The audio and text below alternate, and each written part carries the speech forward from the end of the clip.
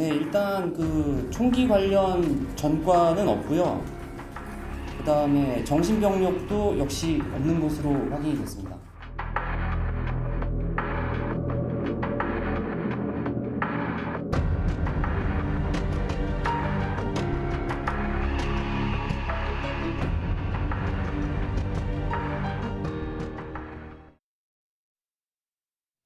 네, 세 분과 이어가도록 하겠습니다. 김유진 아나운서, 양지민 변호사, 서정빈 변호사 나오셨습니다. 어서 오세요. 안녕하세요. 지금 송도 총격 사건의 여파가 계속되고 있는데 유족 측이 입장문을 냈습니다. 경찰의 최종 조사 결과가 나오기 전까지는 이 내용이 그나마 가장 정확하다고 봐야 될 것 같습니다. 그리고 가장 중요한 부분이 가정불화라고 이 아버지가 얘기를 했지만 이 부분에 대해서 유족 측은 아니다라고 강하게 얘기를 했어요. 맞습니다. 유족 측이 어제 여러 축축성 보도가 이어지는 것을 묵과할 수 없어서 입장을 밝히게 됐다고 밝혔는데요. 예. 특히 피해자가 이혼으로 인한 가정 불화 때문에 피해자를 살해했다 이런 보도가 나오는 것에 대해서 전면 반박했습니다.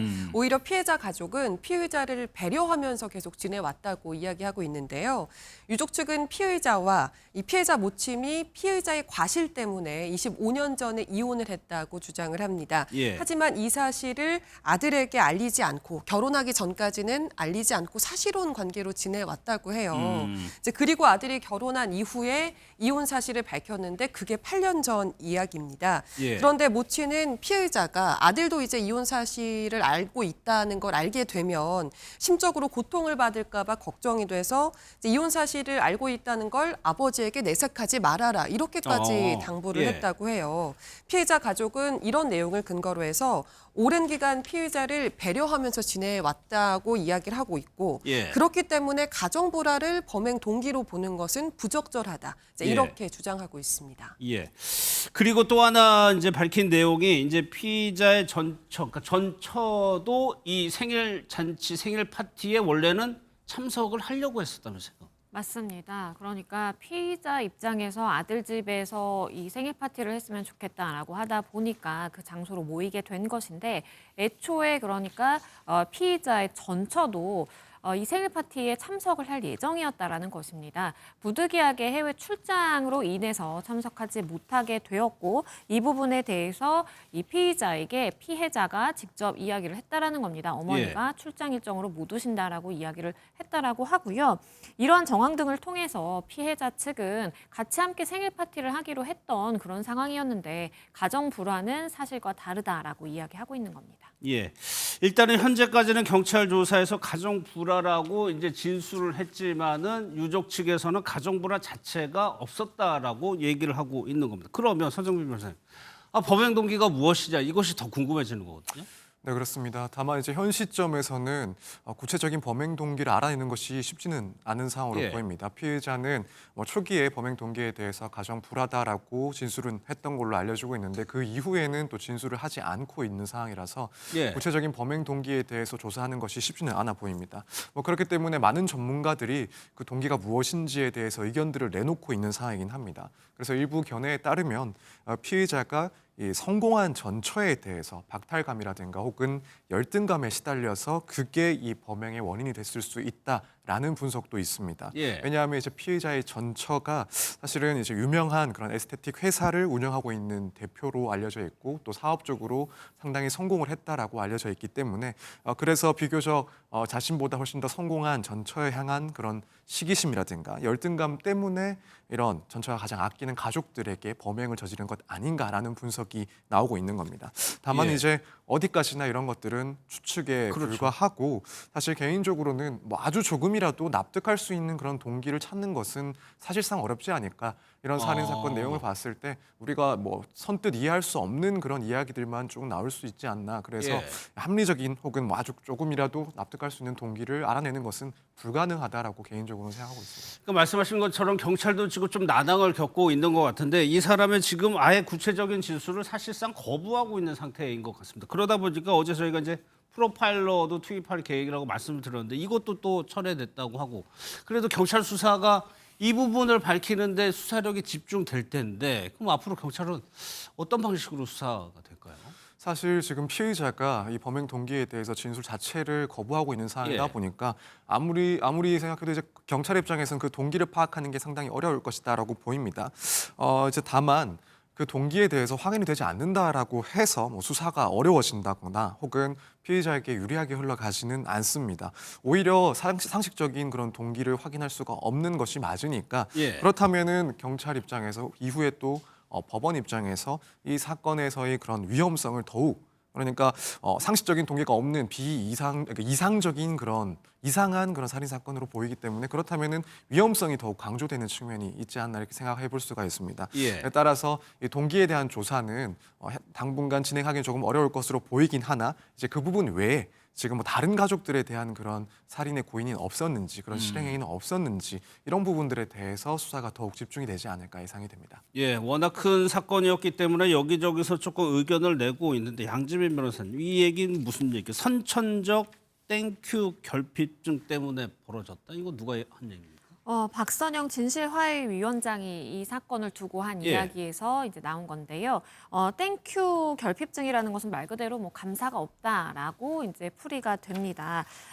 이 박선영 위원장의 말에 빌리자면 나에게 주어진 것 아주 작은 것에도 감사할 줄 모르는 선천적 땡큐 결핍증이 있는 것 같다라는 이야기를 했고요. 이런 것들이 사라지지 않는 한 대한민국 사회가 위태롭다라는 이야기도 했습니다. 이 전처와 이혼을 했음에도 불구하고 전처 명의의 이 주택에서 거주를 했는데 이런 것들이 좀 열등감에 시달려서 범죄의 원인으로 작용한 것 아니냐라는 이야기를 이 박 위원장이 한 겁니다. 예, 이 남성이 이제 범행 동기에 대해서는 입을 열고 있진 않지만 자기 집에다가 폭발물, 인화물을 설치한 이유에 대해서는 좀 얘기를 하고 있는 것 같아요. 네, 생을 정리할 목적이었다라고 답한 것으로 전해지고 있습니다. 경찰이 그럼 같이 사는 주민들은 어떡하느냐 이렇게 물어보니까 예. 인명피해는 어쩔 수 없다고 생각했다 이런 답을 했다고 하는데요.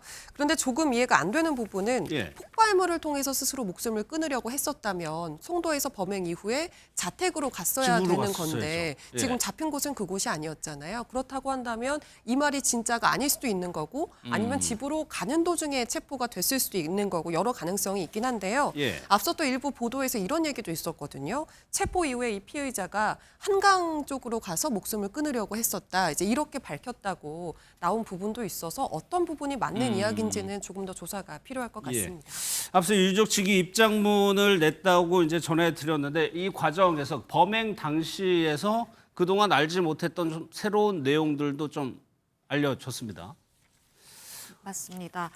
범행 새로운 내용이 밝혀진 것들은 이제 사실 그러니까 범죄의 타겟이 이 피해자 아들뿐만이 아니라 며느리라든지 다른 그 자리에 동석해 있던 사람들 역시도 이 대상이었다라는 것들이 이야기가 나오는 상황이고요. 더불어서 이제 피해자 지인에게도 2차례 정도 실제 이 범행 도구를 이용해서 이 발사를 했다라는 겁니다. 예. 그런데 방아쇠를 당겼지만 이것이 불발이 되면서 미수에 이르렀다라는 이야기가 나오고요. 그리고 며느리가 잠깐 이 피해자를 구조하기 위해서 방문으로 나간 적이 있었는데 그때에도 이 총을 이렇게 다시 이제 재정비하고 있던 그런 상황이었다라고 해요. 예. 그걸 보자라고 한다면 피해자, 그러니까 아들만 노린 것이 아니라 그 자리에 있던 모두가 피해자일 수도 있었다라는 그렇죠. 이야기도 나옵니다. 예.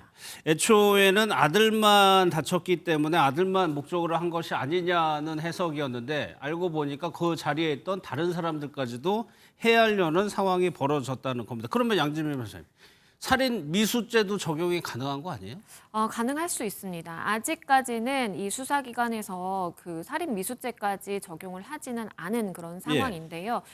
그런데 추후에 조사를 통해서 일정 정도의 유의미한 진술이 나온다면 충분히 살인 미수죄가 적용이 될 수도 있다라고 보입니다. 더군다나 지금 그 지인에게는 2차례에 걸쳐서 방아쇠를 당겼다라는 부분은 본인은 발사될 것으로 생각을 하고 했지만 이것이 뭔가 오작동으로 인해서 미수에 이르게 된 것이거든요. 그렇기 때문에 이 부분에 대해서는 실행에 착수가 있었고 다만 이것이 완결로 끝나지 않고 미수에 이르렀다라고 볼 여지도 있는 것이기 때문에 추후의 혐의가 덧붙여질 가능성은 있어 보입니다. 예.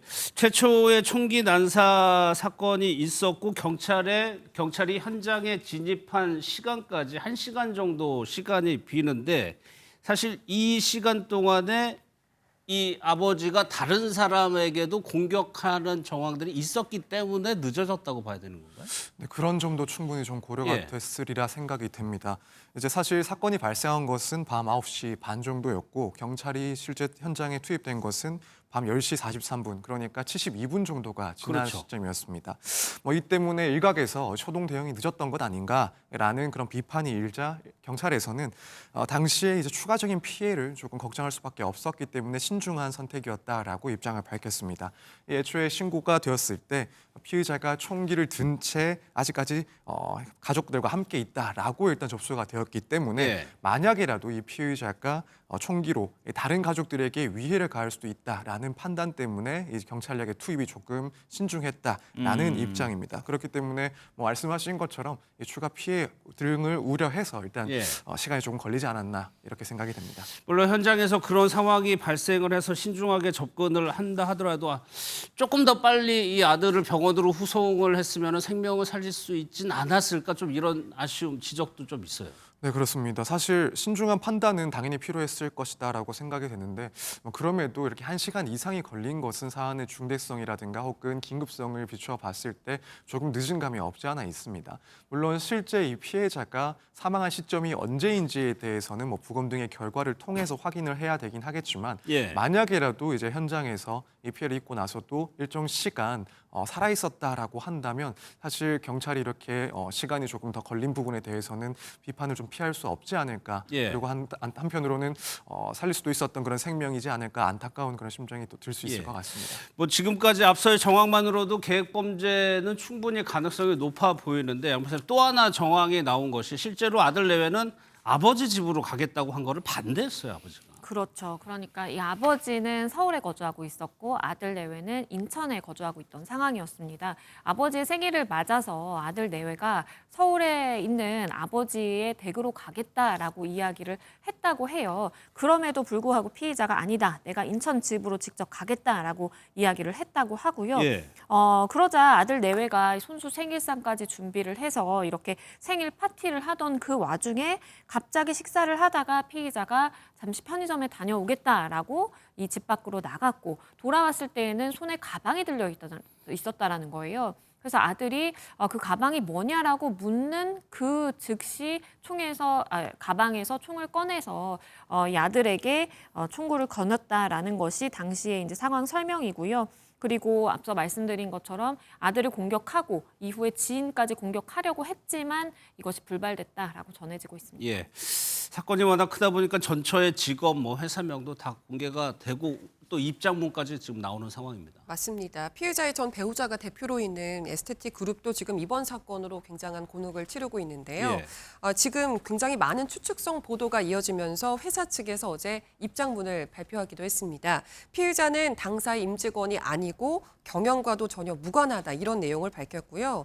최근 이 사고와 관련된 문의나 또 보도 때문에 회사 내부 업무 처리, 또 직원들의 일상에 혼선과 차질이 발생하고 있다. 예. 앞으로 추측성 보도나 의혹들이 더 이상 생산되고 유통되지 않기를 간곡히 부탁한다, 이렇게 당부하고 나섰습니다. 예, 이 부분도 짚어봐야 되는데 가짜 뉴스가 또 워낙 난무하다 보니까 유족들이 좀 2차 피해를 또 당하고 있는 상황이에요. 그렇습니다. 이 피의자가 귀화한 중국인이다라는 이 가짜 뉴스도 있었는데요. 수사기관이 밝히기로는 피의자는 한국 국적을 가진 60대 남성이다라고 됐고요. 그리고 피해자는 사실 이제 의붓 아들이다라는 이야기도 나왔습니다. 하지만 수사기관에서 확인해본 결과 피해자는 피의자의 친아들이 맞습니다. 그리고 2023년에 있었던 이 송도의 새총 사건과 이 피의자와 동일한 인물이다라는 이야기도 나왔는데요. 아무래도 범행이 발생한 그 장소의 동일성 때문에 이런 이야기가 나올 수도 있겠다라고 싶지만 그럼에도 불구하고 이것은 사실이 아니라고 이 수사기관에서 확인을 한 바 있습니다. 예. 그러니까 완전히 다른 인물이고 별개의 다른 사건이라고 보시는 것이 예. 맞겠습니다. 또 하나요, 서 변호사님. 지금 유족들은 신상 공개를 하지 말아달라고 욕을 하고 있는데, 이거는 이 문제는 그럼 유족들의 뜻을 최대한 존중을 해야 되는 건가요? 네, 일단 저도 개인적으로 그렇게 생각을 하고 신상 공개가 되지 않아야 되는 사건이라고 생각을 하고 있습니다. 물론 이 범죄의 잔혹성이라든가 혹은 중대성 그리고 유사 범죄의 그런 재발을 막기 위해서는 분명히 공익적인 차원에서 이 신상 정보가 공개되는 것이 바람직한 측면은 있습니다. 다만 이제 이 사건 같은 경우에는 이 피해자의 유가족이 곧바로 또 가해자의 가족들이기 때문에 이런 특수성 때문에 이 피해자의 그렇죠. 신상을 공개한다면 결국에는 2차 피해가 발생할 수밖에 없다라고 생각이 됩니다. 특히 지금 아직 피의자의 그런 신상이 공개가 되지 않은 상황에도 불구하고 여러 가지 억측들이나 루머들이 생산되면서 피해자들의 그런 가족들이 매우 힘들어하고 있는 상황인데 여기다가 이 가해자의 신상 정보가 공개된다라고 한다면 그 피해는 더욱 커질 수밖에 없다라고 예상이 됩니다. 특히나 이제 우려가 되는 것이 이 현장에 같이 있었다라고 하는 이 피해자의 자식들, 그렇죠. 이 자식들은 현장을 목격했기 때문에 정신적인 피해도 매우 클 것이다라고 예상이 되는데 사실 이 자식들의 할아버지인 가해자에 대한 정보가 언론을 통해서 공개가 된다라고 한다면 이 자녀들이 사실 앞으로 겪게 될 정신적인 충격은 복구가 불가능할 정도로 매우 커지지 않을까 이 점을 상당히 신경 쓸 수밖에 없다라고 생각이 됩니다. 그렇기 때문에 적어도 이 사건에 있어서는 공익도 중요하지만 이런 가족들 특히 아이들의 그런 건강을 위해서라도 예. 공개가 되지 않는 게 바람직하다라고 생각하고 있습니다. 알겠습니다.